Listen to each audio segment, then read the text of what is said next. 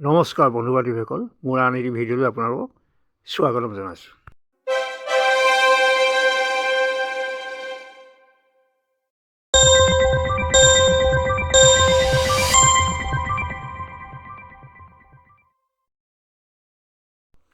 প্ৰেম হ'ল স্বৰ্গীয়। মানুহৰ জীৱনত প্ৰেম অতি অপৰিহাৰ্য। মানুহৰ জীৱনত প্ৰকৃত প্ৰেমতকৈ একো ডাঙৰ হ'ব নোৱাৰে। আমি শুনিছোঁ ক্লিওপেট্ৰাৰ প্ৰেম, মনালিছাৰ প্ৰেম, ৰোমিঅ' জুলিয়েটৰ প্ৰেম, লেইলা মজনুৰ প্ৰেম, আনকি অসমত বহু চৰ্চিত জনজাতিৰ জংকী পানৈৰ প্ৰেম আদি। প্ৰেমক ব্যাখ্যা কৰি শেষ কৰিব নোৱাৰি। প্ৰেমক লৈ ৰচনা সৃষ্টি হৈছে, সাহিত্য সৃষ্টি হৈছে, আনকি প্ৰেমক লৈ এখন চহৰ টয়নগৰ শেষ হৈ গৈছিল। ৰূপালী পৰ্দাত আমি প্ৰেম দেখিছোঁ, কিন্তু বাস্তৱ জীৱনত বহু প্ৰেম অতি ভয়াৱহ হোৱাৰ তথ্যও নথকা নহয়। এই ভিডিঅ'টিত কিন্তু পৰ্দাৰ প্ৰেম নহয়, বাস্তৱ জীৱনৰ প্ৰেমৰ কথাহে আলোচনা কৰা হ'ব।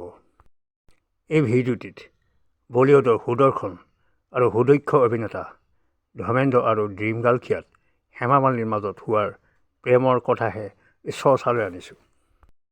ধৰ্মেন্দ্ৰ আৰু হেমা মালিনীৰ দেখা দেখি হৈছিল 1969 চনমানত কোনোবা এখন ছবিৰ ষ্টুডিঅ'ত। প্ৰথম দেখাতেই ধৰ্মেন্দ্ৰৰ মন হিয়া উঠলি উঠিছিল। 1970 চনত ধৰ্মেন্দ্ৰ আৰু হেমা মালিনীয়ে প্ৰথম একেলগে অভিনয় কৰে তুম হাছিন মে জৱান নামৰ ছবিখনত। দুয়োজনৰ মাজত হিয়া দিয়া নিয়া আৰম্ভ হয় সেই ছবিখনৰ যোগেদিয়েই। প্ৰথমে হেমা মালিনীয়ে বৰ বিশেষ গুৰুত্ব দিয়া নাছিল, যদিও পিছলৈ ধৰ্মেন্দ্ৰৰ ব্যৱহাৰ ব্যক্তিত্বৰ ওচৰত হাৰ মানে। সেই সময়তেই বলিউডৰ আন এজন শক্তিশালী অভিনেতা ৰাজকুমাৰ, এইজন অভিনেতাই হেমা মালিনীক প্ৰথম দেখাতেই প্ৰেমত পৰে আৰু বিয়াৰ প্ৰস্তাৱ দিয়ে। হেমা মালিনীয়ে সুন্দৰভাৱেই ৰাজকুমাৰক প্ৰত্যুত্তৰ দিয়ে যে তেওঁ ভাল পাব নোৱাৰে। তাৰ পাছত আন এজন অভিনেতা সঞ্জীৱ কুমাৰে হেমা মালিনীৰ প্ৰেমত হাবাডুবি খায়। সঞ্জীৱ কুমাৰো প্ৰেমৰ প্ৰস্তাৱ দিয়ে আৰু বিয়াৰ বাবে অনুৰোধ কৰে। হেমা মালিনীয়ে এইজন অভিনেতাকো সন্মানে অসন্মতি প্ৰকাশ কৰে। আনহাতে ধৰ্মেন্দ্ৰই হেমা মালিনীক নিচেই ওচৰ পাই থাকিবৰ বাবে বহুতো প্ৰযোজক আৰু পৰিচালকক তেখেতে অভিনয় কৰা ছবিত ল'বৰ বাবে প্ৰস্তাৱ দিছিল বুলি গুজব শুনা যায়। এই খবৰবিলাক বিভিন্ন চিনেমাভিত্তিক আলোচনীবিলাকত প্ৰকাশ পাইছিল।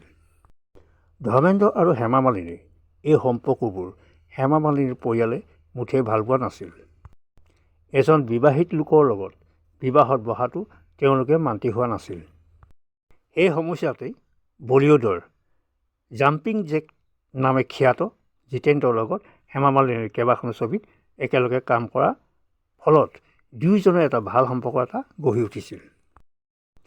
জিতেন্দ্ৰৰ পৰিয়ালে হেমা মালিনীৰ লগত বিয়া বহাটো কামনা কৰিছিল আৰু হেমা মালিনীৰ পৰিয়ালক অৱগত কৰি বিয়াৰ বাবে প্ৰস্তাৱ দিয়ে। হেমা মালিনীৰ পৰিয়ালেও এই ক্ষেত্ৰত সন্মতি প্ৰকাশ কৰে, কাৰণ হেমা মালিনীৰ পৰিয়ালে ধৰ্মেন্দ্ৰৰ ওচৰৰ পৰা হেমা মালিনীক যিকোনো উপায়ে আঁতৰোৱাৰ পৰিকল্পনা কৰি আছিল। অৱশেষত নিৰ্দিষ্ট দিনত বিয়াৰ মণ্ডপত দৰা কইনা বিয়াৰ বাবে সাজু হয়। ইতিমধ্যে এই কথাবোৰ কোনোবা এখন কাকতত প্ৰকাশ পোৱাত ধৰ্মেন্দ্ৰই উপায়হীন হৈ পৰে। হেঁপাহৰ ধন হাতৰ পৰা যোৱাৰ চিন্তাত পাগল হৈ পৰে আৰু জিতেন্দ্ৰৰ পুৰণা প্ৰেয়সী শোভা কাপুৰক লগত লৈ মাদ্ৰাজৰ হেমা মালিনীৰ ঘৰত উপস্থিত হয়। এই ঘটনাটো এনেদৰে ঘটে যে কিবা এখন ছবিৰ ক্লাইমেক্স যেন লাগে। বিয়াৰ ঘৰত এক হুলস্থুলীয়া পৰিৱেশৰ সৃষ্টি হয় আৰু হেমা আৰু জিতেন্দ্ৰৰ বিয়া মণ্ডপতে সামৰি পৰে। সেই ঘটনাৰ কেইবাবছৰ পিছত 1980 চনত ধৰ্মেন্দ্ৰ আৰু হেমা মালিনীয়ে বিয়াত বহে। হিন্দু প্ৰথাৰ মতে এগৰাকী বিবাহিত পত্নী থাকোঁতে আইনী বিচ্ছেদ নহ'লে বিয়াত বহিব নোৱাৰে। আনহাতে ধৰ্মেন্দ্ৰৰ প্ৰথম পত্নী প্ৰকাশ কৌৰে তালাক দিবলৈ অমান্তি হোৱাত ধৰ্মেন্দ্ৰই আনকি প্ৰেমত ইমান অন্ধ হ'ল যে দুয়োজনে ইছলাম ধৰ্ম গ্ৰহণ কৰি বিয়াত বহিবলৈ সিদ্ধান্ত গ্ৰহণ কৰে। 1980 চনত দুয়োৱে ইছলাম ধৰ্মত নাম গ্ৰহণ কৰি তেওঁলোকে বিয়াত বহে। বৰ্তমান দুয়োৰে দুগৰাকী কন্যা সন্তান আছে। ধৰ্মেন্দ্ৰ আৰু হেমা মালিনীৰ এই প্ৰেম যথেষ্ট তাৎপৰ্যপূৰ্ণ।